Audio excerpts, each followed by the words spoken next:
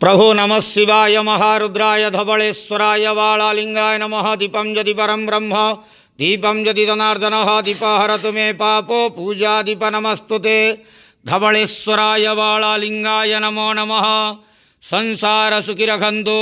आज शुभ शनिवार रे समस्त श्रद्धालु भक्त मानक श्रीपद करंतु। मनस्कामना पूर्ण करंतु। कर्मक्षेत्रोन्नति करंतु। ग्रहरिष्ट खंडन करंतु। जगतर मंगल करंतु। विश्वर कल्याण करंतु। आपणकर नाम विख्यात करंतु। सेवकर डाक श्रवण करंतु। समस्त गुआवसा भक्त मानकर मनस्कामना पूर्ण करंतु। जो जो भक्त माने आपणक पाखरे मानसिक रखिजंती तांक मानसिक पूर्ण करंतु। धवलेश्वराय वालालिंगाय नमो नमः। संसार सुखी रखंतु आनंद के वार। हरि बोलो। आज शुभ शनिवार रे समस्त श्रद्धालु भक्त मानकु आश्रीपद करंतु आनंद के वार। हरि बोलो। धवलेश्वराय वालालिंगाय नमो नमः।